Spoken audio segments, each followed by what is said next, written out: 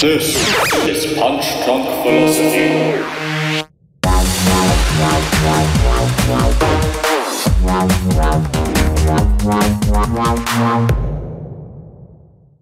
Silva thing just so fucking embarrassing, and he could have very easily said, well, yeah, my leg was fucked, I was terrified, I needed to repair it as soon as possible, this stuff just sort of stayed in my system, and yeah, I'm sorry, I needed to come back, I needed the money. That kind of excuse would have helped save his legacy a bit, but the fact he's gone for this kind of complete denial bullshit, it makes me think either he's a fucking moron, or he's just pulling some shady shit, and now his whole career looks very suspicious. Especially since this was the first USADA test that he had, first time like sort of properly drug tested.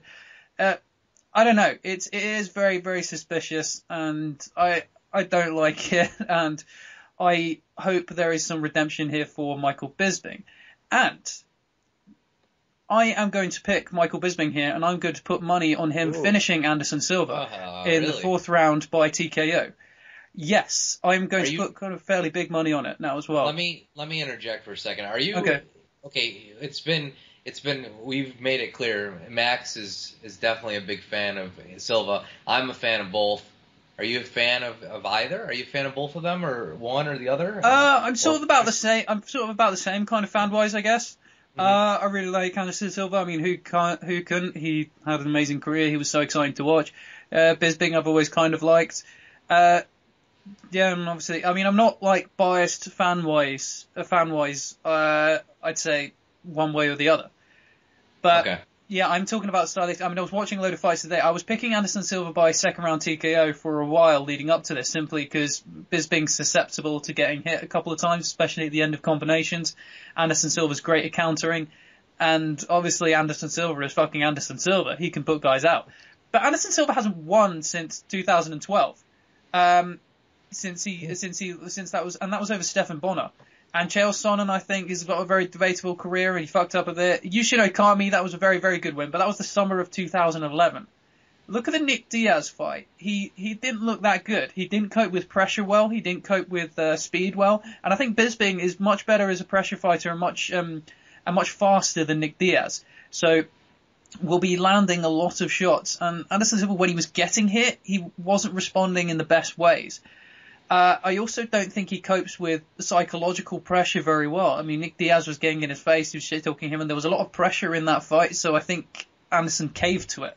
And he wasn't really that fired up, he wasn't really that ruthless in that fight, and he didn't have that much kind of like, he didn't seem dangerous. He seems like a fairly broken man. I think Chris Weidman broke him, and his chin is not the same. Obviously, the Chris Weidman knockout the first time was brutal, but, you know, it was catching him on the button. Anybody would fall down. The second Chris Weidman fight, though, in the clinch, he punched him sort of around there, and Anderson went down straight away. It's obvious, and that was 2013. He can't take a shot that well anymore. This is 2016. He's been through major health issues. He's obviously used PEDs, which messes with your endocrine system a lot. Now he's hopefully definitely off them. Hopefully he's not going to fail a drug test again. Bisping's going to be in great shape. And also, Bisping, when he fights guys, he's not afraid of the takedown, Kung Lee being the premium example, he really lets his striking go. And he's got some fucking sweet combos. I mean, do you see that like body shot head kick he pulled off on Kung Lee? Fucking hell, that was sweet. He can really get in the game, get in push, because I don't see either of these guys trying to take each other down, because they both have better takedown defense than they have offense. So I think they'll both see that as wasted energy and try and strike. I see Bisping as being the more effective striker stylistically in this matchup. I think he's going to overwhelm Silva. I think Silva's going to break. I think he's going to cave under the psychological pressure of just being in London and coming off after and all these PED accusations, like on his career and the pressure to redeem himself.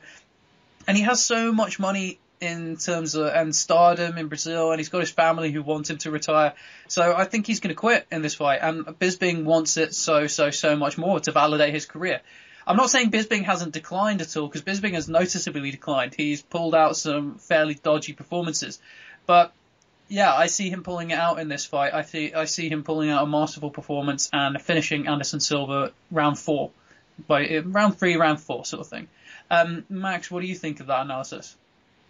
Look, maybe I was a bit blinded, but I really enjoyed that analysis. Actually, I think you've looked at it from a really technical perspective I hadn't approached. Out of interest, what are the odds on a Bisping TKO in the fourth? I think it's 35 to 1. Yeah, so I'm gonna get some money on that. Yeah, I think it's 35 to 1. I'll just double check now. No, I'm using Paddy Power. These are my guys. Yeah, I'm a Sky bet man. Yeah, they don't. Not I bet if you're listening, Frankie. But just for research. But if I was to look at that one, so on Paddy Power, you said it was. Yeah. Yeah, Paddy Power. Yeah, 35 to 1. Michael Bisping KO round 4. Yeah, it doesn't actually give me that. It doesn't give me that option. It gives me round 4, 33 to 1, but it doesn't say how. Just say either submission or TKO or injury. 33 to 1. Okay, well, yeah, I'm gonna put some money on that. So, yeah, what were you thinking? Well, I think that. Well, you've definitely swayed me a little bit. To be fair, I really like that analysis. I hadn't looked at it like that. Especially when you say it was 2016, you say it's 2012 last time he won. Yeah. That was the last time. UFC 153 against Stephan Bonnar. Yeah, I mean that doesn't feel that. Yeah, sorry, Stephen Bonnar. I didn't feel like that long ago. Yushin Okami was the last win, but Yushin Okami obviously got cut from the UFC, wasn't great, and that was in Brazil, and he was quite. And this was Anderson Silva, the Spider, when everybody was fucking terrified of him. Yushin Okami stood in front of him like he was mesmerized like a cobra, with a snake charm, and that was all those guys. He's not got that sway anymore. He's not got that supernatural charm anymore. Yeah, okay. I mean, I buy what you're saying a bit, but I still see. I mean, Bisping doesn't overcommit to his shots at all. You know, he's very good at moving off his shots, and he doesn't throw single wild haymakers. But which is the sort of mistakes that Silva's capitalised on in the past. But I still think head to head is Silva's technique wins out in the striking, and I think he's gonna catch him accurately. I think he's gonna put him away in 3 rounds or less. Silva's going to put Bisping away. I think that's my thoughts on it. Tony, what do you think? Yeah, same. Not Bisping. Wait, Max, did you say Bisping or did you say? I think Silva's going to win. Silva, yeah, that's right. Yeah, so I agree. Silva in round 3, TKO. I like your analysis too. Well done, Adam. But I'm not changing my mind. So. Yeah, I'm getting a bit of deja vu before Hendricks Thompson here. Yeah. My picks lately have been god awful. So, yeah, I don't even want to talk about it. No one can blame you for backing Hendricks. I backed him as well. Oh yeah. I'm not saying it's a sensible bet, but anyways, I'm just saying that I'm right a lot of the time. Yeah. Okay. Fair enough. Max, it's getting just before 6. Have you got ahead? I do. Yeah. Apologies. We've got into some detail here, but I have got to get off to go and watch Deadpool, which I know you're going to think is a terrible reason to read. So tell me again in sort of one sentence what you thought of that film. I fucking hated it. Well, the plot is it's entirely predictable, and if you don't like the humor I think is very predictable, very recycled, it kind of Family Guy-esque sort of setups. If you find Ryan Reynolds annoying, will you hate it? Wait, say again? If you find Ryan Reynolds a bit annoying, will you hate it? Oh yeah, the whole thing's going to be an ordeal. If you don't find it funny, the whole thing's just an ordeal. I'm looking forward to it still. I'm looking forward to it. Oh, well, enjoy! Thanks, dude. All right, nice one, guys. Sorry, I've got to... Catch you in a bit. No worries, man. In a bit. Bye. Bye. All right. Okay, so Tony's still on the line. Max has gone to see that awful fucking film, Deadpool. I have not seen it, so I can't make a judgment yet. Oh, fair enough. I hated it so much, man. There was so much hype. I went through it, and it was just... I could see everything that was going to happen in the next sort of 5 minutes before it happened. It was just so predictable, so formulaic, so kind of cowardly.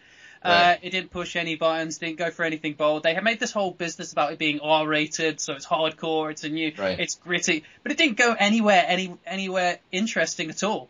It just didn't deal with anything interesting. It was just fucking boring and just an ordeal. Like, well, they're already making a sequel already. I know, and I feel fucking horrible that I financed that. I went and paid money at the cinema, so I financed that fucking awful sequel. Listen, you in multi-millions have already, I guess it's what number, it was the other day, it was number 6, I think, in the U.S. ever for R-rated movies, of all the R-rated movies, so it's kind of crazy. See, this is why they the shit films are turned out and out and out. Because there's no money in making really good films, because you can just make sequels of bad films that just got publicity that one time and sell on name value. Right. Well, I know that's a rant for another time. I've got a lot to say on that, but yeah, that's anyway. all right. Yeah, so I'm picking Michael Bisping. Tony, to clarify, what round do you think Michael Anderson Silva's going to win by knockout? Round 3. Again, that's what I think is going to happen. I would love it to go the full 5. You know? Okay, sure thing. Yeah, I'm not being too arrogant or anything. And obviously Anderson Silva has a very, very decent chance in this. He could pull it out. It is quite hard to say because Anderson Silva, we haven't seen him for a while. So we could have any version of himself. Right.